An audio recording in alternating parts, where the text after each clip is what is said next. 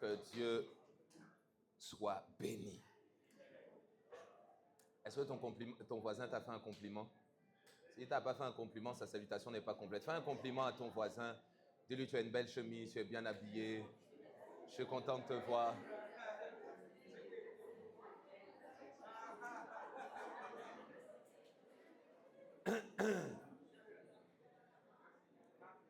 Toutes les occasions sont bonnes.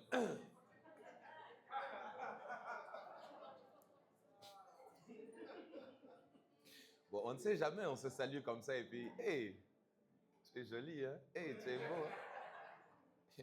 Et bon, on va parler à la fin du culte. Que Dieu soit béni. Ce matin, on va prendre nos Bibles, on va aller dans Genèse chapitre 19. Genèse chapitre 19. Alors, la lecture est un peu longue. Donc, bon, on va la lire quand même. Hein?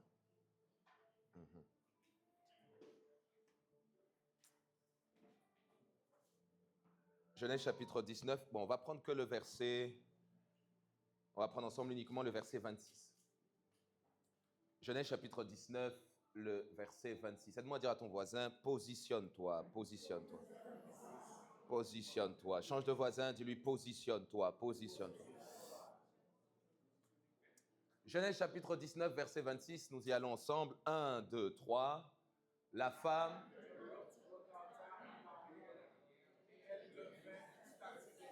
Est-ce qu'on peut reprendre une deuxième fois?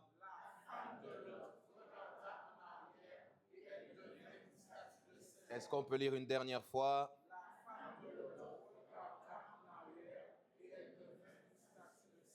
Amen. Allons maintenant dans Luc chapitre 17, nous allons prendre le verset 32. Luc chapitre 17, donc Luc, on est dans l'Ancien Testament. Non, c'est pour être sûr que vous suivez. Ok, est-ce qu'on peut même monter au 31?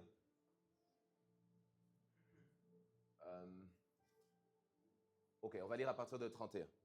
On va lire de 31 jusqu'à 33. Ok, est-ce qu'on peut y aller? 1, 2, 3.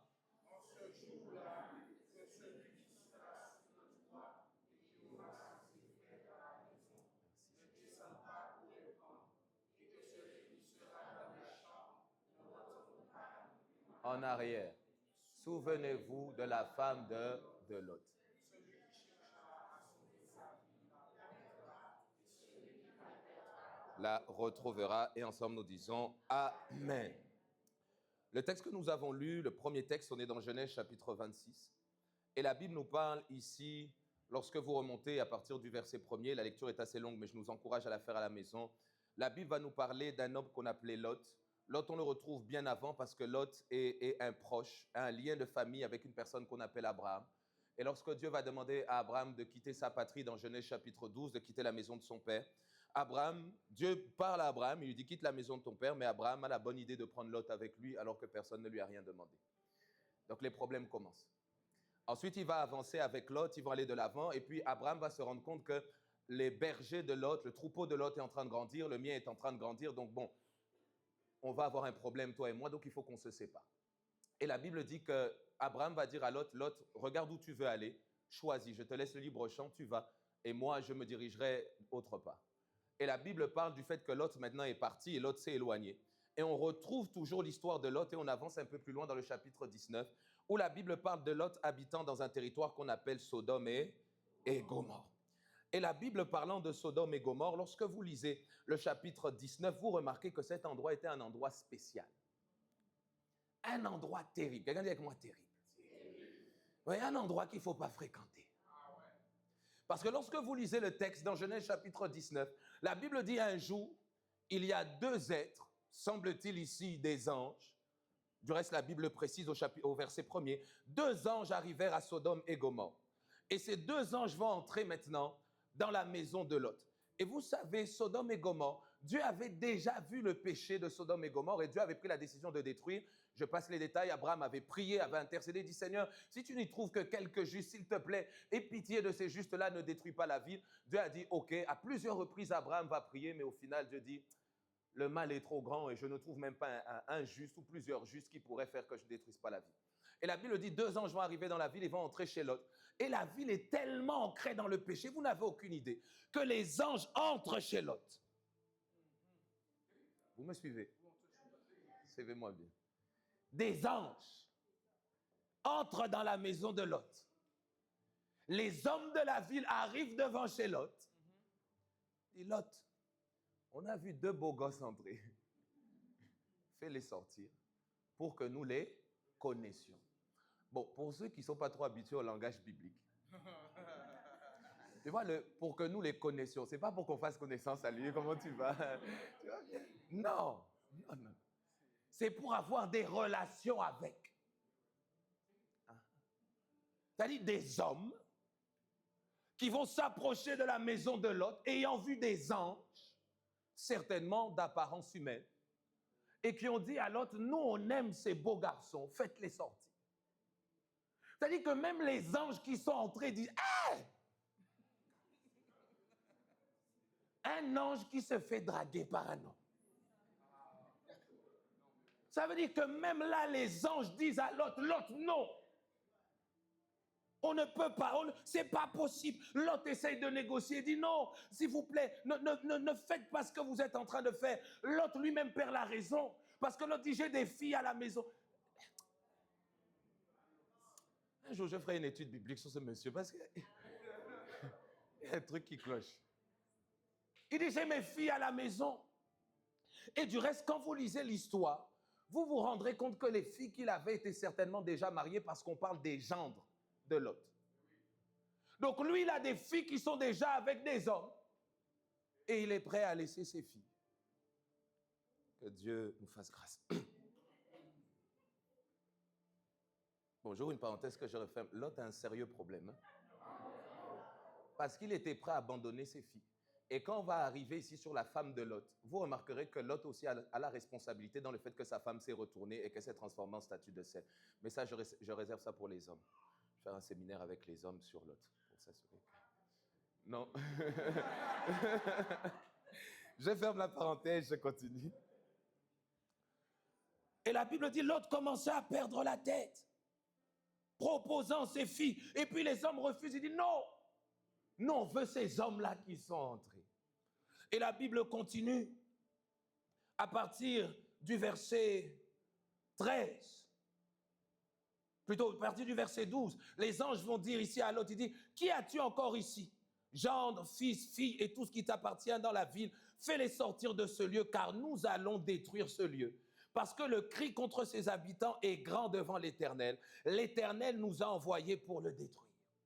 C'est-à-dire, quand les anges viennent, ils viennent pour dire à Lot, Lot, vous partez. Parce qu'on va détruire. Dieu a décidé de détruire ce territoire. Pourquoi? Parce que les gens ne se repentent pas, ils vivent dans le péché. Alors les anges qui viennent pour détruire se font draguer en cours de route. Alors ils vont dire à Lot, non, même s'il y a la miséricorde, à un moment donné vient le jugement. Et la Bible dit que, et très important à comprendre, qu'ils vont donner l'instruction à Lot. Ils vont dire, Lot, prends tout ce que tu as, prends ta femme, prends tes filles, allez-vous-en parce que la ville va être détruite de peur que vous ne puissiez périr, verset 15. Et puis la Bible continue, verset 16. Comme il tardait, les hommes le saisirent par la main, lui, sa femme et ses 2 filles, car l'Éternel voulait l'épargner. Ils l'emmenèrent et le laissèrent hors de la ville. Je continue, verset 17. Après les avoir fait sortir, l'un d'eux dit, sauve-toi pour ta vie, ne regarde pas derrière toi. Et ne t'arrête pas dans toute la plaine, sauve-toi vers la montagne de peur que tu ne périsses. Et la Bible dit à la fin, au verset que nous avons lu tout à l'heure, que la femme de Lot a fini par garder les regards fixés en arrière.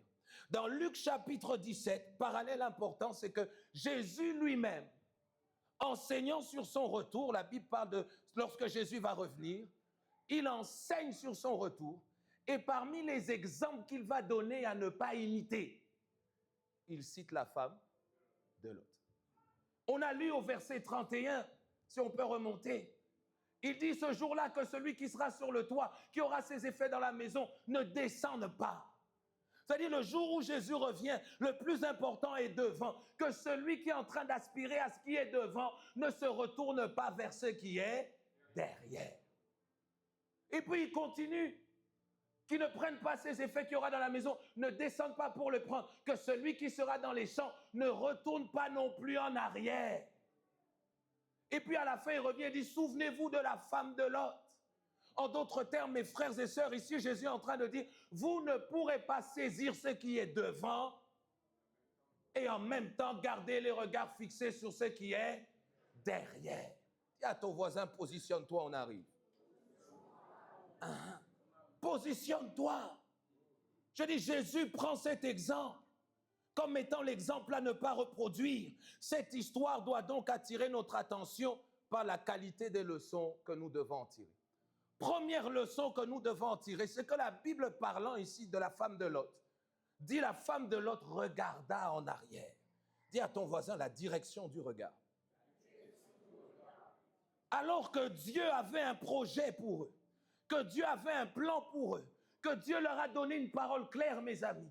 Dieu leur a dit, Dieu a révélé, Dieu a parlé à Lot. Lot a également certainement parlé à sa femme, à ses enfants, pour leur dire, Dieu a dit, il faut qu'on s'en aille.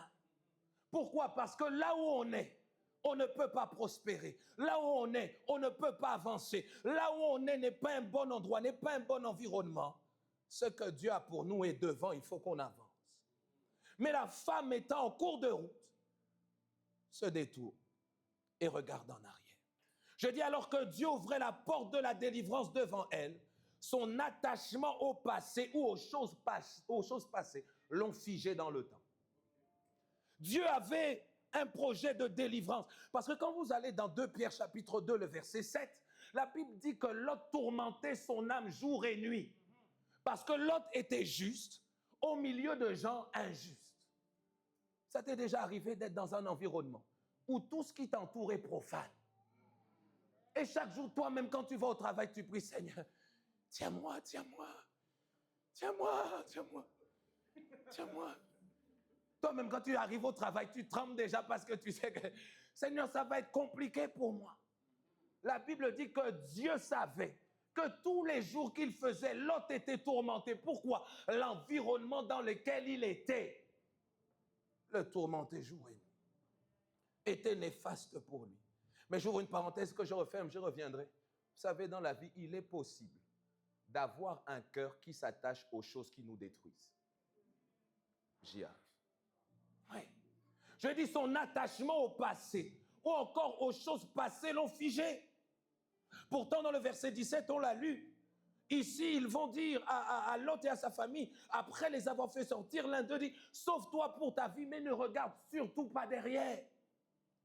Ne regarde surtout pas derrière. Ne t'arrête surtout pas. Sauve-toi vers les montagnes de peur que tu ne périsses. Et quand vous lisez bien la première fois, quelqu'un dit avec moi la grâce.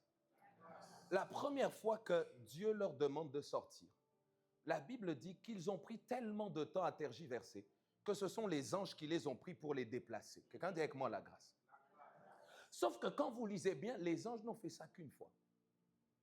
C'est-à-dire que mes frères et sœurs, nous devons comprendre que la grâce ne retire pas la notion de responsabilité de choisir.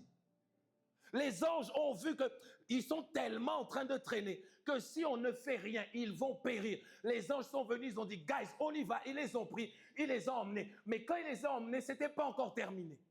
Les anges ont dit, à partir de maintenant, vous devez choisir. Dis à ton voisin, tu dois choisir. Non, dis-lui bien, tu dois choisir. Tu ne peux pas seulement attendre que Dieu fasse. Seigneur, tu vois les prières de Seigneur, si ce n'est pas lui, enlève, ce n'est pas vrai, tu dois choisir. Seigneur, si ce n'est pas le bon endroit, fais que j'arrive en retard. Ce n'est pas vrai, tu dois choisir. Hey, tu vas prier, Seigneur, si ce n'est pas cet endroit que j'arrive en retard, tu vas arriver même en avance. Et ce n'est toujours pas le Seigneur.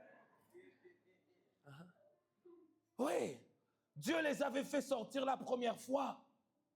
Mais ensuite, quand ils arrivent près de Tsoar, il leur demande de prendre leurs responsabilités. Je l'ai dit, la grâce ne supprime pas notre responsabilité et nos efforts. La grâce les oriente. C'est-à-dire que la grâce de Dieu, frères et sœurs, elle est là pour combler nos insuffisances, mais pas pour enlever, pour retirer notre responsabilité personnelle. Seigneur, aide-moi, oui, mais c'est toi qui dois choisir.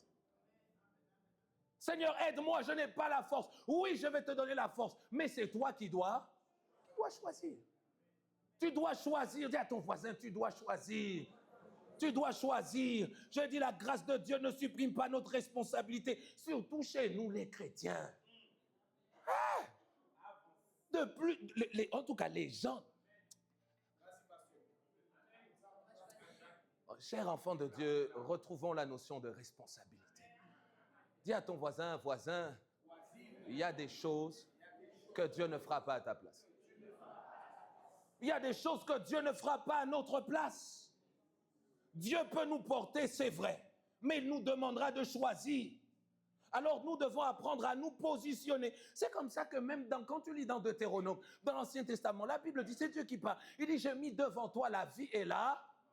Et ensuite il dit, fais quoi? Choisis la. Donc quand tu lis la Bible, tu te rends compte que la vie se trouve dans nos choix. C'est-à-dire que même si on parle de la vie en Jésus, tu n'as accès à la vie en Jésus que par le choix que tu fais de croire en Jésus. C'est-à-dire que la vie est rattachée à nos choix. C'est-à-dire, autrement dit, que tu ne peux pas ne pas choisir, tu ne peux pas manquer de prendre tes responsabilités, tu ne peux pas manquer de te positionner et dire, Seigneur, je ne vois pas la vie à laquelle tu m'appelles. Parce que la vie à laquelle Dieu t'appelle se trouve dans les choix que tu vas faire. À ton voisin, sois responsable, sois responsable.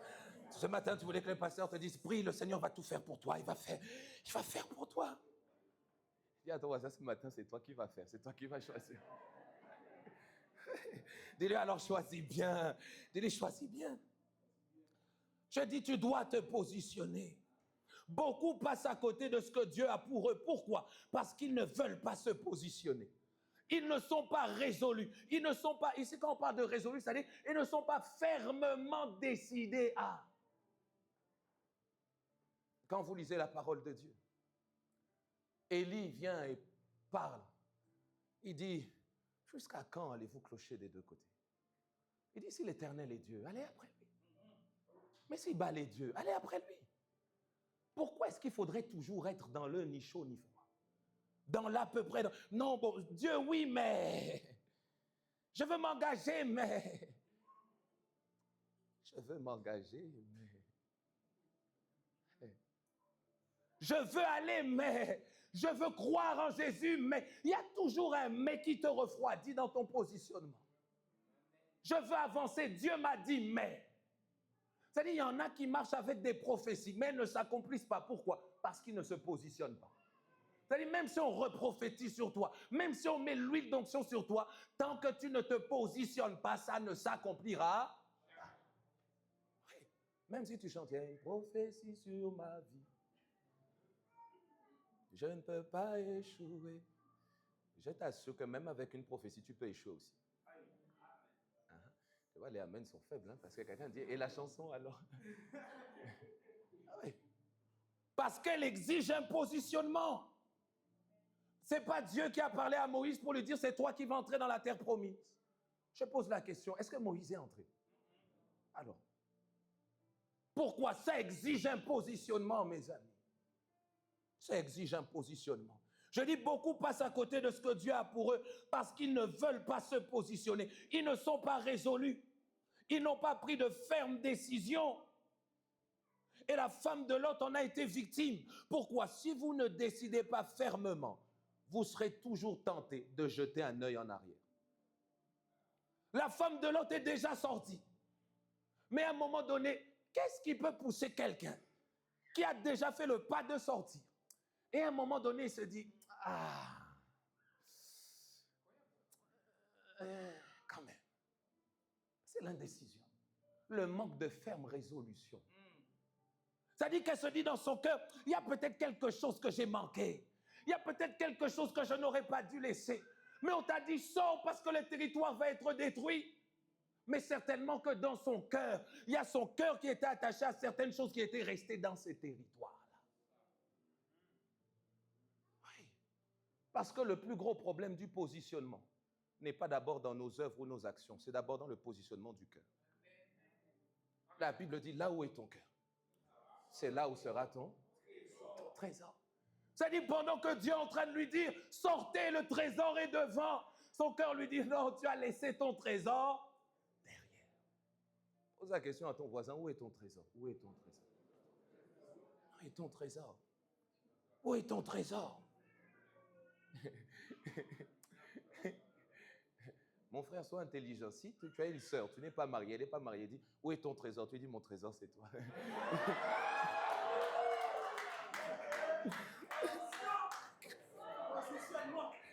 Ouais, dis à ton voisin, positionne-toi. Mon Dieu. Tu vois, le pasteur t'aide.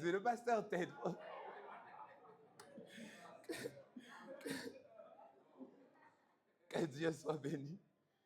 Mes frères et sœurs, nous devons apprendre à nous positionner. Apprendre à nous positionner, que ce soit dans tous les domaines.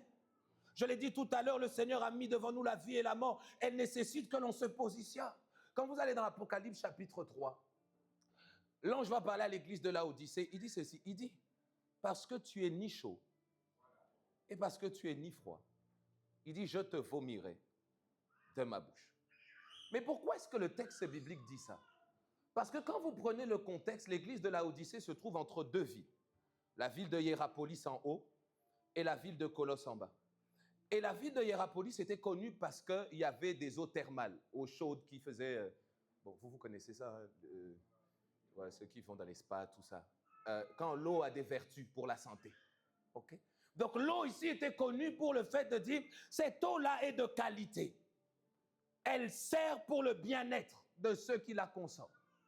À Colosse, l'eau était froide parce que l'eau descendait de Hiérapolis, passait par Laodicée. Quand elle arrivait à Colosse, l'eau était bien fraîche. Alors l'utilité était bonne parce qu'à Colosse, on savait que l'eau était fraîche, bonne, saine aussi également. Mais en réalité, quand elle arrivait à Hiérapolis, à Laodicée, l'eau était tiède entre les deux. Et vous savez, l'eau tiède, c'est le nid à bactéries.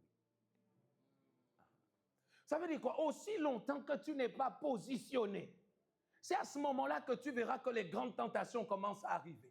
C'est-à-dire que tu commences à être tenté par tout et par rien. Pourquoi? Tu n'as pas pris le positionnement au départ. Tu sais, j'aime, la Bible déclare. Tu vois, si la femme de Lot, lorsqu'elle est partie, s'est dit, moi, je suis avec mon doudou Lot, je suis avec nos enfants, on est en train de sortir, je suis focalisé sur la sortie, à aucun moment elle ne serait tentée à regarder derrière.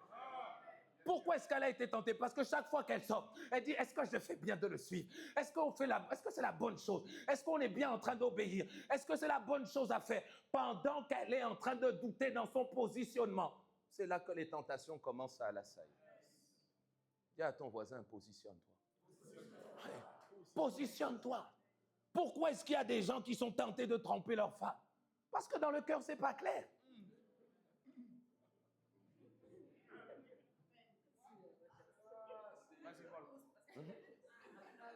Et vice-versa, j'insiste. Hein?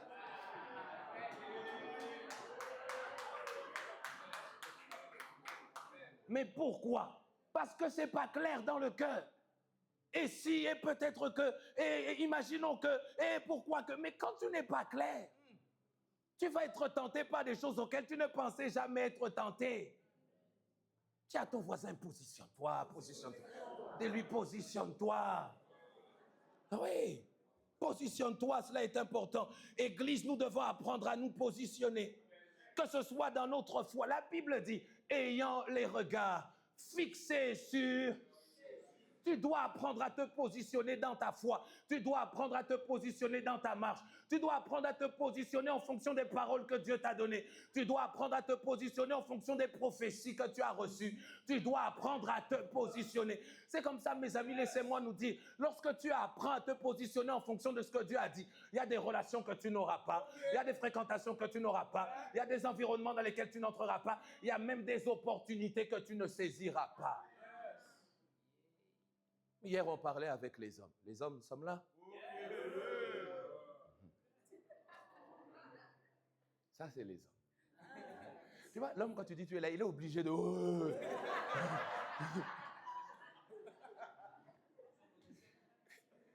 Et on parlait de pas mal de choses. Et à un moment donné, quelqu'un me dit, ouais, mais pasteur, imaginons, on parlait des relations. Hein? Après, le reste, c'est entre nous, mais on parlait des relations. Et on me dit, mais pasteur, si par exemple, il y a une sœur, et à un moment donné, l'âge commence à avancer. Et elle se dit, moi, avec l'âge qui avance et mes standards, je ne trouve pas dans l'église, je vais aller prendre quelqu'un de dehors. Non, ce n'est pas ici, c'est loin là-bas. Loin, loin, loin. C'est très loin, en Océanie. Mais je dis le problème, ce n'est pas une question de critères. C'est une question de positionnement. C'est-à-dire, si ton positionnement n'est pas suffisamment clair, de telle sorte que tu vas te mettre avec quelqu'un qui ne partage pas la même foi que toi, c'est que le problème, c'est ni la personne. Le problème, c'est même avant le choix que tu fais. C'est le positionnement que tu as à l'intérieur. Parce que quand tu sais à ce quoi Dieu t'appelle, tu dis, je ne peux pas me mettre avec n'importe qui. Quand tu connais les paroles que Dieu a libérées sur ta vie, tu dis, je ne peux pas me retrouver n'importe où. Quand tu sais quel est le dépôt que Dieu a déposé au-dedans de toi, tu dis, je ne peux pas faire tout et n'importe quoi comme tout le monde. Même s'il y en a qui trompent leur femme, même s'il y en a qui font telle ou telle chose. Je dis, Seigneur, fais-moi grâce de ne pas me retrouver là-bas. Pourquoi? Parce que je sais dans mon cœur ce que tu as déposé en moi. Là où tu m'emmènes, alors je dois rester positionné. Yes. Mes frères et sœurs, je prie que nous, en tant qu'enfants de Dieu, nous apprenions à nous positionner. Amen. Oui. Comment est-ce qu'on te balade comme ça partout? Je ferme la parenthèse. Dis à ton voisin, positionne-toi, positionne-toi. Positionne-toi. Tu dois apprendre à être positionné dans ta foi. Si tu as décidé de suivre Jésus, suis Jésus. Oh non, tu ne peux pas suivre Jésus, mais j'avais quelqu'un dans le monde, mais j'espère qu'il me suit. Suis Jésus. Oh non, moi quand j'étais dans le... Tu vois, il y a des gens, quand ils te racontent leur témoignage, tu poses la question, ils témoignent ou ils regrettent? Et moi, j'étais un bandit. Tout le monde avait peur de moi. Et en fait, il essaie de te faire comprendre, joue pas avec moi. Joue pas avec moi. Je dis, mais tu es venu à Christ, tu as laissé? Ou bien tu veux que nous aussi, on prenne en compte? Hey, dis à ton voisin, positionne-toi. Positionne-toi. Oui, si tu suis Jésus, suis Jésus.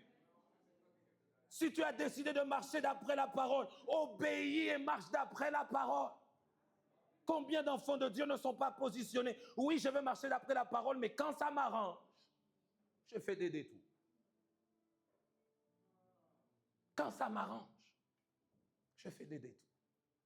Quand ça ne me plaît pas, quand ça ne va pas dans mon sens, mes amis, laissez-moi nous dire une chose. On obéit à la parole de Dieu en tout ou en rien du tout.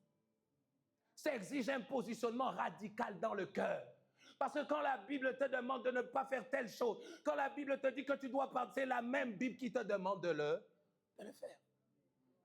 Parce que l'une des choses que nous ne comprenons pas toujours, quand elle s'est retournée, vous savez, le fait qu'elle se retourne, le premier élément que cela démontre, c'est qu'elle a désobéi. Parce que l'ange a dit, ne te retourne pas. Elle s'est retournée. Mes frères et sœurs, nous n'avons aucune idée combien la désobéissance peut nous coûter.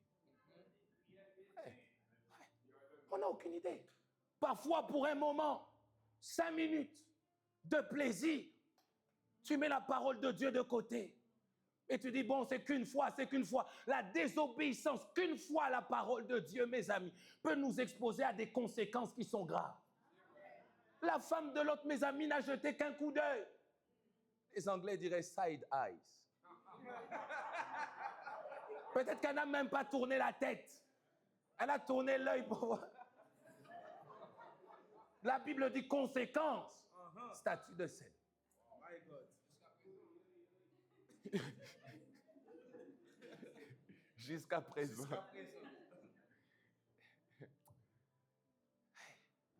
Donc, si tu as choisi d'obéir à Dieu, obéis à sa parole. C'est pourquoi, j'aime ce texte, Apocalypse chapitre 22, versets 11 à 12. La Bible dit que celui qui est injuste, qu'il soit encore, que celui qui est souillé, et que le juste pratique encore, et que celui qui est saint ça veut dire quoi? Celui qui a décidé, celui qui a résolu, qu'il continue dans ses résolutions. C'est-à-dire, je ne peux pas désirer une chose et son contraire, mes amis. Je ne peux pas vouloir aller de l'avant et regarder en arrière en même temps. Je ne peux pas vouloir la restauration et ne pas pardonner. Je ne peux pas vouloir être guéri et rester attaché aux conditions dans lesquelles j'étais. Vous savez, beaucoup de miracles ne s'accomplissent pas. Pourquoi? Parce que les gens ne veulent pas le changement. Quelqu'un va dire, pasteur, prie pour moi que je sois guéri. Mais quand la personne s'approche, on va prier pour toi. Il dit, mais si ça ne marche pas. Quelqu'un va dire en lui-même, si ça ne marche pas, bon, je préfère rester dans ce que j'étais quand même, que de prendre le risque. Mais si tu ne prends pas de risque d'avancer, tu n'avanceras pas. Et à ton voisin, positionne-toi. Que celui qui est injuste soit encore injuste. Que celui qui est souillé se souille encore. Et que le juste pratique encore la justice. En d'autres termes, ce que tu as résolu, continue de le pratiquer. C'est pourquoi la Bible dit, c'est à vos résolutions que répondra le succès. Je dis, c'est à vos résolutions que répondra le succès. Une dernière fois, c'est à vos résolutions que répondra le succès. Alors décidez d'être résolu dans ce que vous faites. Tu vois, même, je réfléchissais quand je lisais ce texte. Tu sais, parfois, même pour progresser dans la vie chrétienne, tu dois être résolu. Je pose la question, est-ce que tu veux encore grandir dans la vie chrétienne? Est-ce que tu veux être un véritable disciple de Jésus? Bon, pourquoi tu arrives en retard au culte?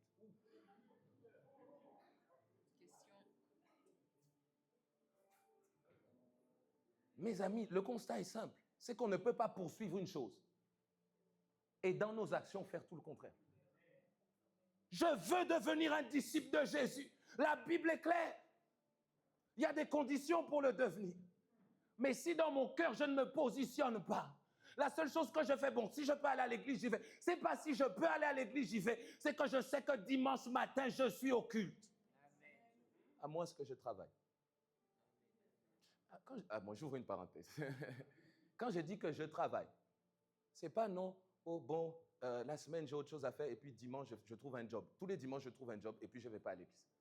Je parle d'un travail qui te donne certaines obligations. Tu travailles dans la santé, tu travailles à l'armée.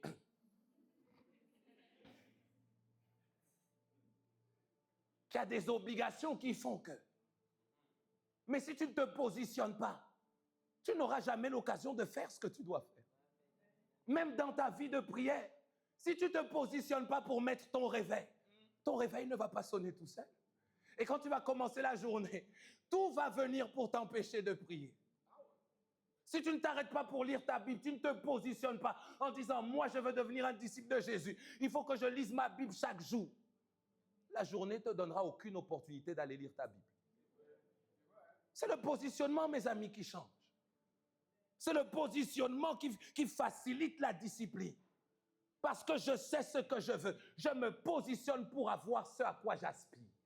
Dis à ton voisin, positionne-toi. Positionne-toi. Hey, positionne-toi. Et cela est important, mes frères et sœurs. Apprenons à nous positionner. Je l'ai dit tout à l'heure, il y a des mauvaises choses auxquelles nous sommes attachés. Il y a des lieux, des fréquentations comme la femme de Lot, des environnements qui sont mauvais pour nous. Et notre attachement n'y change rien. En d'autres termes, ce n'est pas parce qu'on y est attaché que c'est une bonne chose.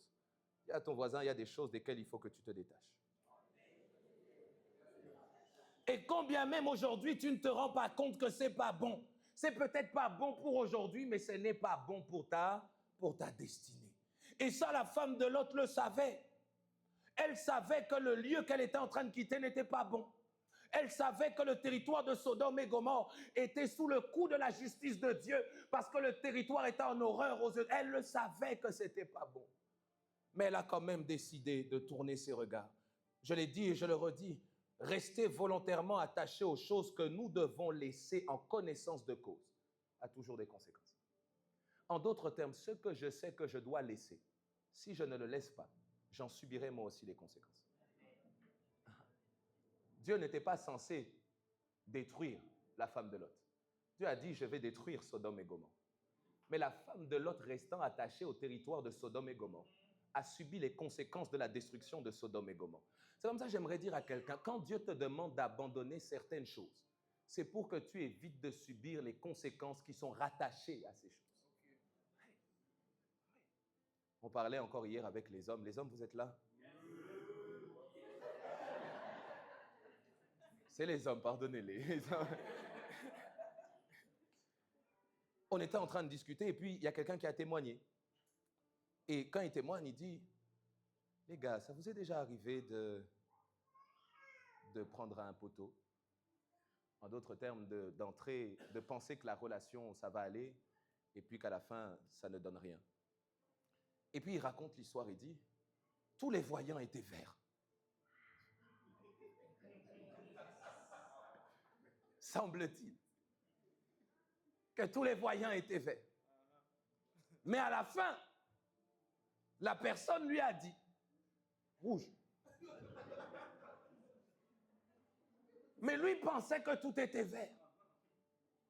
Et puis la personne lui aurait dit, ah non, mais moi c'est juste que je suis sociable. Je regarde dans aucune direction, vous ne pouvez pas savoir que c'est...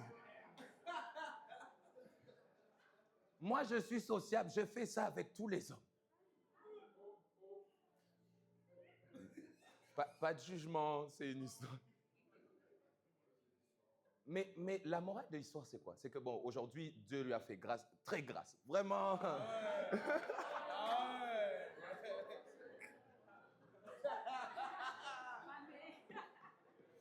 Dieu a fait grâce, Dieu a fait grâce.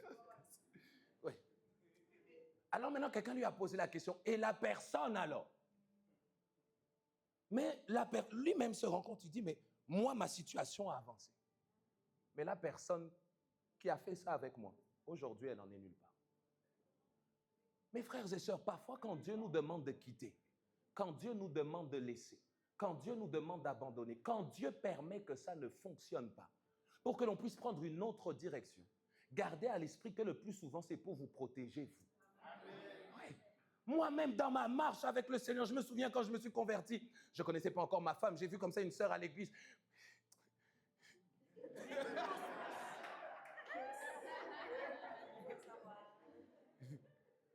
Et je me souviens avoir fait cette prière. J'avais dit, Seigneur, si tu permets que j'arrête toutes mes bêtises.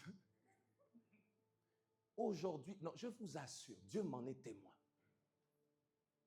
Je bénis Dieu que ça n'ait jamais marché. Jamais. Ouais, c'est la femme que j'ai. Non, tu dis seulement gloire au Seigneur, c'est tout. Et le frère fait oui. Attention. Oui. Quand je regarde aujourd'hui, je dis, mais non. Merci Seigneur pour les portes que tu as fermées. Merci pour les endroits desquels tu nous as déconnectés. Merci pour les lieux desquels tu nous as déracinés. Merci pour les endroits dans lesquels tu nous as pas laissés. Le jour où tu as quitté, ça fait mal. Mais des années après, tu rendras grâce à Dieu parce que c'était nécessaire. Oui, parce que c'était nécessaire. Oui. Hey, si je n'avais pas épousé cette femme-là. Hey. Hey. Seigneur. Non, je ne sais pas où je serais. Mais Dieu a été bon, mes amis. Lorsque Dieu nous demande de laisser, dis à ton voisin, tu dois laisser. Tu dois laisser. Positionne-toi pour ce que Dieu a pour toi. Quand Dieu te dit quitte, positionne-toi à quitter. Quand Dieu te dit pars, positionne-toi à partir. Ne reste pas là, non, Seigneur, j'attends encore un signe. Quand il t'a dit pars, il n'y a pas de signe à attendre, il t'a déjà parlé, va-t'en. Mais la femme de Lot était indécise. Elle a gardé ses yeux fixés en arrière. Et vous savez, lorsque la Bible dit qu'elle s'est retournée, quelqu'un dit avec moi, se retourner, c'est aussi un choix. Vous savez, parfois, on a l'impression que se retourner, c'est rien. Mais il n'y a pas de choix sans valeur. Il n'y a pas de décision sans conséquence. Quand elle a décidé de tourner sa tête ou ses yeux, c'est une décision qu'elle a prise de l'intérieur. Tu t'imagines, tu es en train de fuir. À quel moment tu vas te dire, je vais quand même jeter un coup d'œil pour voir ce qui se passe? Tu es normalement tellement préoccupé par le but à atteindre que tu n'as pas le temps de regarder en arrière. Je dis, elle a pris la décision de détourner son regard de la terre de salut qui était devant. Parce que les anges ont dit, une fois que vous allez arriver dans cette ville, vous serez en sécurité. Rien ne pourra vous atteindre. C'est-à-dire que quand elle fouillait, elle avait la terre de salut devant ses yeux. Mais elle a pris la décision de se détourner de la terre de salut pour se détourner vers la terre de destruction. Quelqu'un dit avec moi, c'est un choix. Hey. C'est un choix. Là où tu décides de fixer tes yeux, c'est un choix. Elle a détourné son regard de la parole de Dieu. Je l'ai dit tout à l'heure, l'ange lui a dit, ne vous retournez pas. Elle a décidé quand même de se retourner. Dis avec moi encore, c'est un choix. C'est un choix. Troisièmement, elle a détourné son regard du plan de Dieu. Elle savait que Dieu leur a demandé, elle a dit, Lot, ta femme, tes enfants, tes gendres, arriver jusque-là. C'est le plan que j'ai pour vous. Elle a décidé de se détourner pour se tourner en arrière. Elle a choisi de détourner son regard du plan de Dieu. Quelqu'un dit avec moi, c'est un choix. Elle a choisi de détourner son regard des siens. C'est un choix. Parce que moi, quand je regarde l'histoire, elle n'est pas seule. Elle est avec Lot. Elle est avec ses filles. Et à un moment donné, elle dit, et la terre de salut, je n'en veux plus. Et la parole de Dieu, ça ne m'intéresse plus. Et le plan de Dieu, je n'y pense plus. Mais encore, Lot et tes enfants, vous êtes censés aller ensemble. Et elle, dans son cœur, elle dit, bon, ils n'ont qu'à avancer, moi j'ai mes affaires à moi à faire. Mes amis, lorsque je réfléchis sur ce texte, je me rends compte que parfois, ça devient très dangereux de s'isoler des autres. Et je parle ici des bonnes personnes. Elle était avec Lot, avec ses enfants. Lot avait reçu de la part de Dieu ce qu'il y avait à faire. Mais elle s'est dit, tant qu'à faire, je vais me détacher d'eux et je vais faire ce que moi j'ai envie de faire. Mes amis, ce n'est pas une bonne chose, lorsque l'on est entouré des bonnes personnes, de se détacher des bonnes personnes pour faire ce que nous-mêmes, nous pensons bon de faire. Parce que la Bible dit aussi que le salut est dans le grand nombre des conseillers. C'est-à-dire que tu as aussi besoin des gens, quand tu tournes ta tête, il dit, ne tourne pas ta tête, regarde devant. Je dis, je prie que Dieu te donne des connexions comme ça. Amen. Oui. C'est-à-dire, mes frères, vous marchez dans la rue, il y a quelqu'un qui passe, toi tu veux tourner ta tête, ton ami te met une gifle, tu regardes devant, tu avances. Ça, c'est une bonne amitié. Oui, oui. J'ai dit que Dieu te donne des amis comme ça au nom de Jésus. Oui, oui. Il faut des amis comme ça dans la vie. Toi, tu as résolu de ne pas être dans le commérage. Quelqu'un commence, ah, mais tu sais, tais-toi, tais-toi, tais-toi. Et si tu veux parler, va au café, au bar là-bas, pas ici avec nous. Tu vois, tu as besoin de gens qui vont te garder sur le droit chemin. Amen. Tu as besoin de gens qui vont te recadrer dans le cadre de ta foi, bien sûr. Amen. Qui vont te dire, frère, ce que tu fais, c'est pas bon. Ma soeur, ce que tu fais, c'est pas bon. Le chemin que tu prends, c'est pas bon. Ta façon de parler, c'est pas bon. Ta façon même de t'habiller, c'est pas bon. C'est pas parce que quelqu'un te dit ta façon de t'habiller, c'est pas bon qu'il est jaloux de toi. Des fois, c'est vraiment pas bon. Quelqu'un me donne un bon amen? Amen. Je dis, je prie que Dieu te donne ces bonnes personnes. Des personnes qui vont pouvoir garder ta tête vers le but. Oui, même ceux qui sont mariés, choisissez des bons témoins. Un bon amen à ça. Amen. Oui. Choisissez des bons témoins. Quand ça ne va pas dans ton couple et que tu vas parler, des personnes qui vont te ramener à la parole de Dieu, t'encourager et t'exhorter. Et pas des gens qui disent, si ça commence comme ça, c'est bon, ça va aller, hein, donc protège-toi aussi, hein, il faut que tu penses à... Non! Que Dieu vous donne des bonnes personnes. Amen. Ouais. J'imagine si quelqu'un était à côté de la femme de Lot, s'assurant qu'elle arrive jusqu'au bout. Quelqu'un aurait pu l'encourager à ne pas détourner son regard. Cinquième élément, elle a détourné son regard de l'avenir. C'est un choix. Mes amis, tout ne se conjugue pas au passé ou au présent. Elle a décidé de rattacher son présent au passé. Chaque fois que vos yeux sont fixés sur ce qui est derrière, vous engloutissez votre présent dans votre passé. Alors que l'avenir était devant, que la terre de salut était devant, que les projets de paix et non de malheur, afin de nous donner un avenir et de l'espérance, étaient devant, elle a décidé de sacrifier son avenir et de fixer ses yeux en arrière. Je pose la question, combien d'entre nous n'aspirent plus à rien pour l'avenir parce que leurs yeux sont fixés sur des choses qui se sont passées hier? Il y a des gens, leur cœur est malade. Pas parce que le diable est derrière, parce qu'ils ont refusé de lâcher prise sur le passé. Il y en a qui vont développer des maladies. Pourquoi? Le cœur est tellement en paix. Et quand tu poses la question à la personne, elle te dira passer aujourd'hui, elle te dira il y a 10 ans. Regarde ce que Marc m'a fait. Mais depuis que tu as gardé ça, en réalité, tu dilapides ton présent à cause de ton passé. Dis à ton voisin, laisse ton passé. Dis-lui, laisse ton passé. Dis-lui, ton passé n'a rien à t'offrir. Laisse ton passé. Oui, Sodome et Gomorrhe, on n'a plus rien à te donner. Laisse ton passé. Et dernier élément, c'est qu'elle a détourné son regard de soi-même.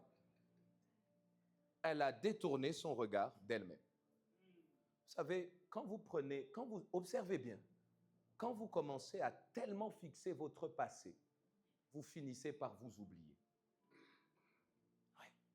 C'est-à-dire, tu vas voir quelqu'un, il était bien, mais son état se détériore. Ils ne s'en rendent même pas compte. Et plus tu vas parler avec lui, plus il va t'expliquer combien est-ce qu'il a été déçu, combien est-ce qu'il a été blessé par les choses du passé. Mais tu vas te rendre compte que ces choses-là sont en train de le détruire et que lui-même ne s'en rend même plus compte. Il ne se rend plus compte de l'impact que le fait d'être rattaché au passé a sur sa vie. La femme de Lot, elle a eu les yeux fixés sur le passé. Elle a même fini par s'oublier elle-même. La question que je pose à quelqu'un, qu'est-ce que toi tu veux vraiment aujourd'hui? Vous savez, il y en a, Seigneur, emmène-moi plus loin. Emmène-moi plus haut, fais de plus grandes choses avec moi. Emmène-moi dans l'appel dans lequel tu m'as appelé. Fais-moi monter, emmène-moi dans ces hauteurs. Donne-moi cette moisson abondante à laquelle tu m'appelles. Mais je te pose la question, quand tu rentres dans ton cœur, tu veux quoi vraiment? C'est quoi que tu as besoin? Parce que des fois, allez, j'ouvre une parenthèse, il y a des prières qui cachent des vrais sujets de prière. Je veux dire ça autrement. Il y a des prières que l'on fait qui sont des prières d'apparence, qui cachent les véritables prières qu'on est appelé à faire. C'est-à-dire que tu sais que ce dont toi tu as besoin, Seigneur, c'est Seigneur, je souffre. Aide-moi à sortir de cette souffrance. Mais quand tu pries, tu dis, Seigneur, élève-moi, fais-moi monter plus haut. Dieu dit, ta prière n'a pas de sens. Parce que ce dont tu as besoin, tu le sais, mais ce n'est pas ce que tu demandes. Pourquoi? Parce que tu as fini par t'oublier. À cause des peines, à cause des douleurs. Tu ne penses même plus à toi. Même quand tu pries, tu ne sais plus dire de quoi toi tu as vraiment besoin. Parce que, bon, je ne condamne pas non plus la femme de Lot. Il y a quelques raisons qui ont pu faire qu'elle regardait en arrière. Premièrement, la nostalgie. Parce qu'elle a quand même habité là depuis longtemps. Tu t'imagines, là où tu habites, demain, bon, tu déménages quand même, hein, et puis un tracteur vient, casse la maison. Toi-même, tu es devant la maison, tu regardes comme ça. Hey. C'est là que maman mettait la confiture sur le pain. Hey. Depuis qu'elle mettait la confiture sur le pain, c'est maintenant que tu vas commencer à pleurer parce que tu te souviens de la confiture sur le pain. Et tu vas voir quelqu'un qui fixe la maison comme ça, comme si... Sauf que c'est déjà passé. Donc la femme de l'autre pouvait être nostalgique. Dis à ton voisin, ne sois pas nostalgique. Dis-lui, les choses anciennes sont passées. Toutes choses sont appelées à être nouvelles. C'est-à-dire, si tu restes trop attaché aux choses, tu n'avanceras pas. Hey, tu sais, regarde, ce n'est même pas une prophétie que je te donne. Dans 10 ans, tu penses qu'on sera tous encore ici dans cette église? Tu vois, quelqu'un, son cœur a commencé à dire, mais non, pasteur, dis pas ça. Hey. Entre ceux qui vont aller faire leur vie ailleurs, entre ceux qui vont partir en mission, entre ceux qui vont grandir de l'écodime. Oui, tu vas voir ton fils Ethan, c'est lui qui va jouer ici. Mais non, papa, maman. Amen. Oui. Il y aura d'autres prédicateurs. Donc les choses ne seront pas les mêmes. Et si on veut que les choses restent constamment comme hier, mais mes amis, nous finirons par nous perdre en cours de route. Parce que les choses ont vocation à bouger. Dis à ton voisin, ça doit bouger, ça doit avancer. Les choses ne resteront pas pareilles. Alors ne sois pas nostalgique. Apprécie chaque saison, mais accepte que les saisons changent. Accepte que ça change. Tu étais célibataire, mais accepte que ça change. Oui. Tu étais peut-être peu engagé à l'église, mais accepte que ça. Tu ne servais pas encore, mais accepte que ça. Les choses doivent changer. Dis à ton voisin, ça doit changer, ça doit changer. Donc la femme de Lot, certainement, elle pouvait être nostalgique. Deuxième élément, et pas des moindres, c'est qu'elle y a laissé des personnes de valeur. Ah oui. Parce que vous imaginez bien que si elle a vécu à Sodome et Gomorrhe, elle y connaissait des gens. Et la Bible dit qu'ils y ont laissé leur gendre. Parce que la Bible précise ceci. Regardez ce que la Bible dit. Genèse chapitre 19, verset 14. Lot sortit et parla à ses gendres qui avaient pris ses filles. Levez-vous, dit-il, sortez de ce lieu, car l'Éternel va détruire la ville. Mais aux yeux de ses gendres, il parut plaisanter. Il parut plaisanter. Lot leur dit, Dieu m'a dit, on doit partir. Eux, ils ont fait. Il parut plaisanter. Ça veut dire quoi? Que quand eux sont partis, eux sont restés.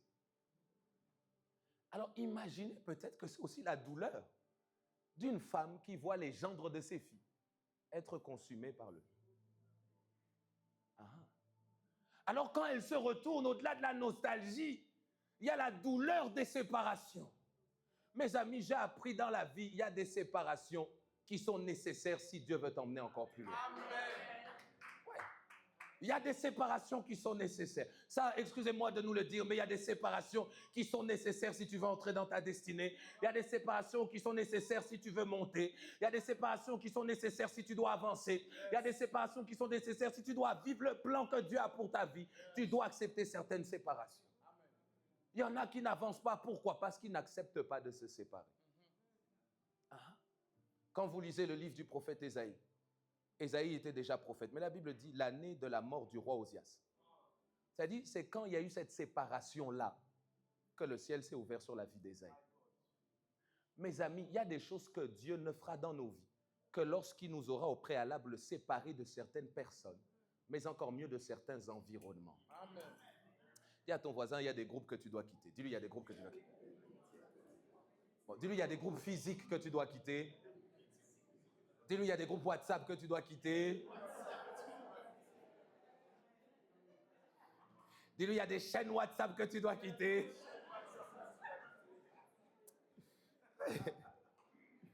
Oui.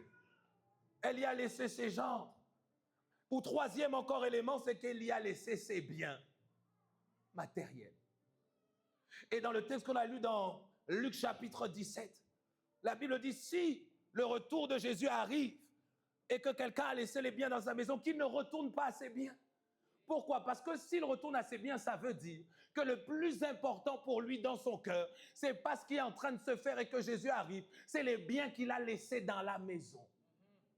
Et c'est comme ça que mes frères et sœurs, parfois le fait de regarder en arrière est la preuve dans notre cœur de ce que nous apprécions le plus. Elle a laissé ses biens. Et j'imagine à l'avance, elle dit, oui, je vais dans la terre promise, mais mes meubles.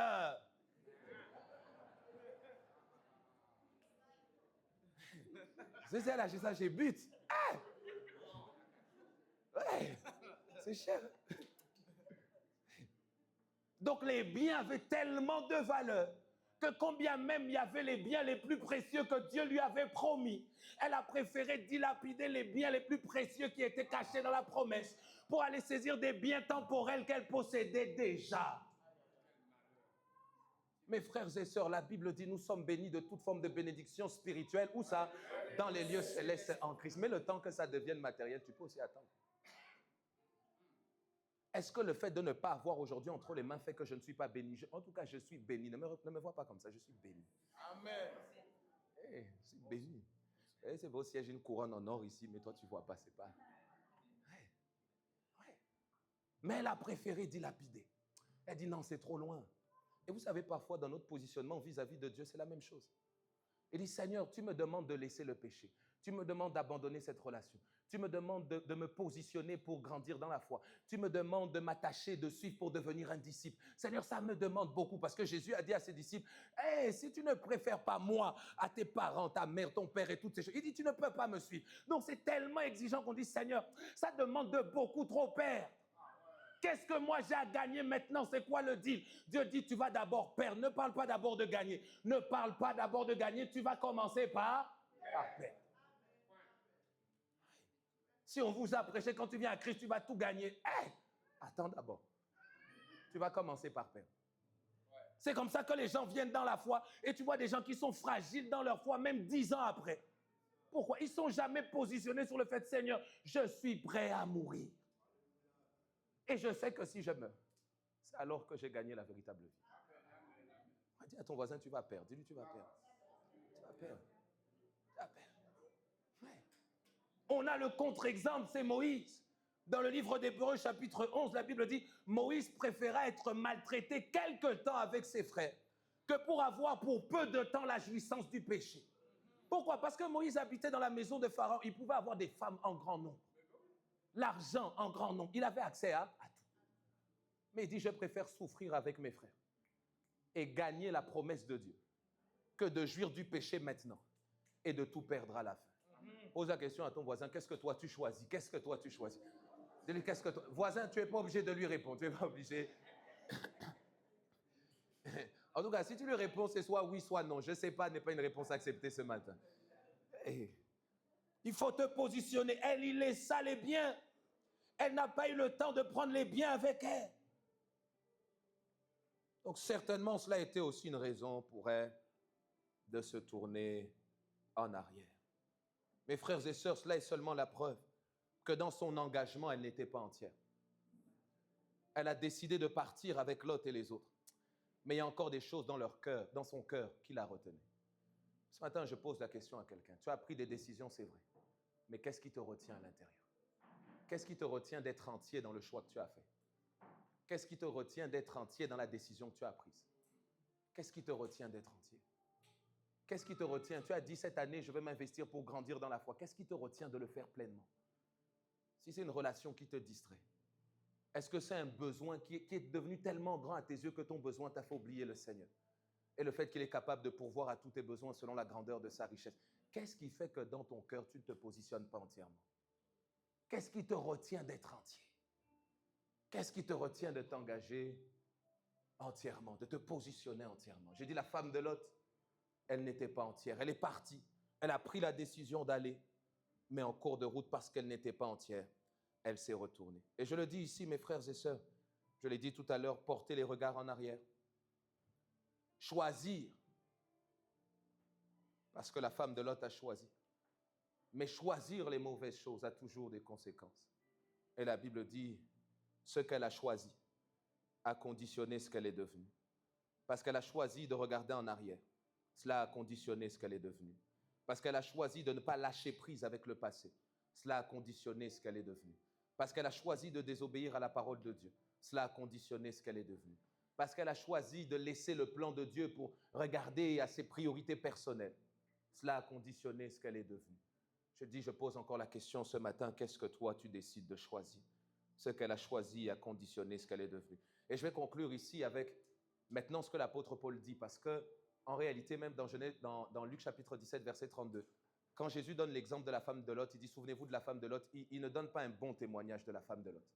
Donc ce matin, je ne peux pas finir avec un bon témoignage de la femme de Lot, si ce n'est quelques leçons que nous devons retenir, des choses à ne pas faire. Mais ici, l'apôtre Paul donnera une consigne sur ce que nous pouvons faire étant maintenant en Christ. Toujours dans le même état d'esprit, on est dans Philippiens chapitre 3, versets 13 à 14, et on va clôturer avec ce texte. Philippiens chapitre 3, versets 13 à 14. Il dit, frère, est-ce qu'on peut lire ça ensemble? 1, 2, 3, frère.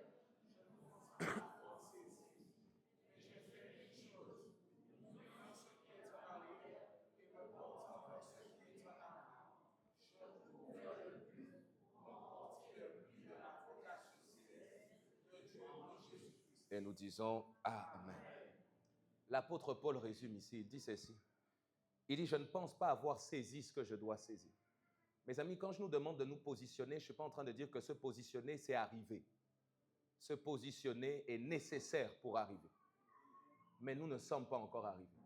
Alors chaque jour, c'est une opportunité que Dieu nous fait de nous positionner un peu plus exactement. De nous positionner encore un peu mieux.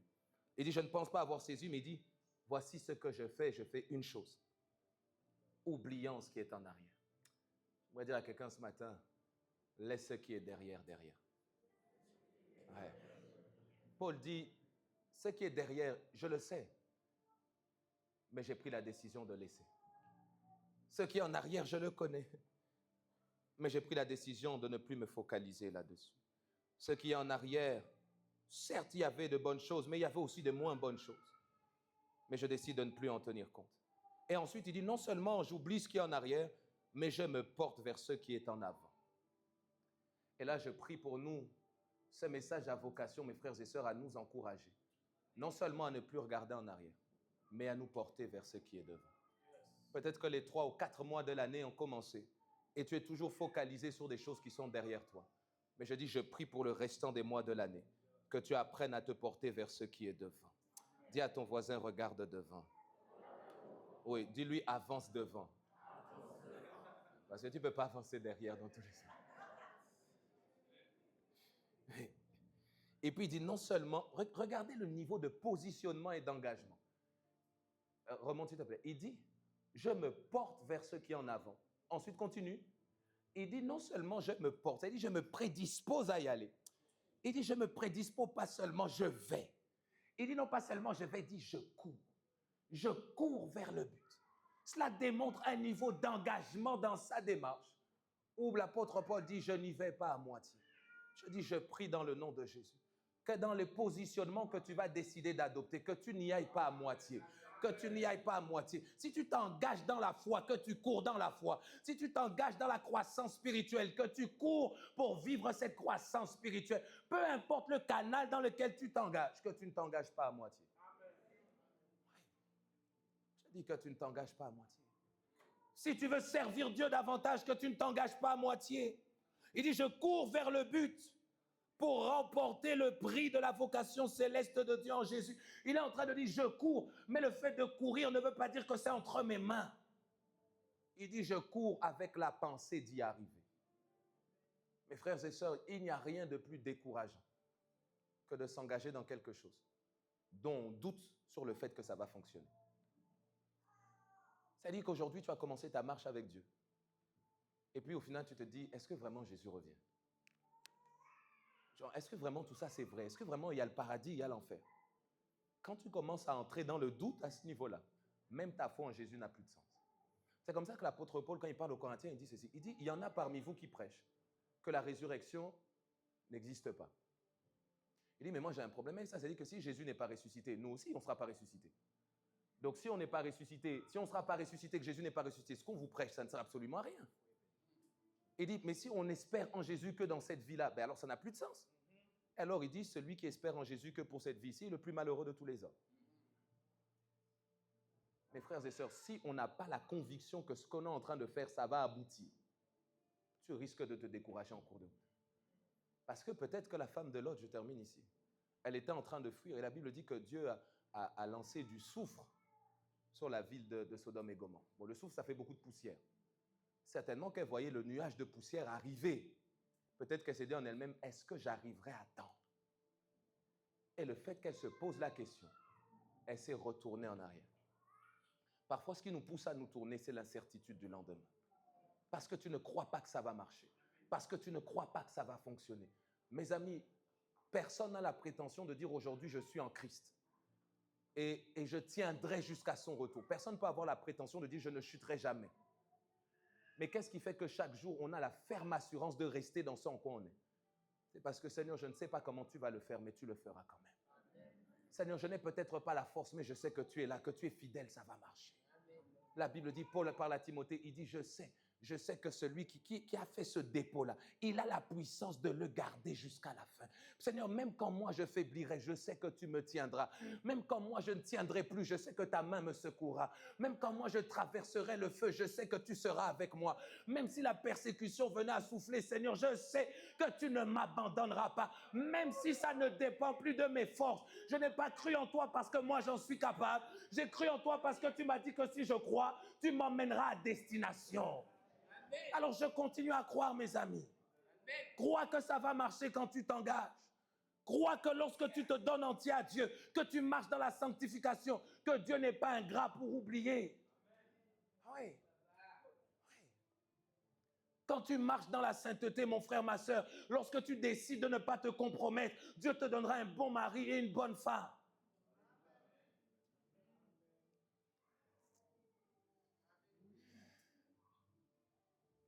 Quand tu décides de ne pas voler l'argent, de ne pas prendre l'argent sur les gens, Dieu t'accordera la prospérité.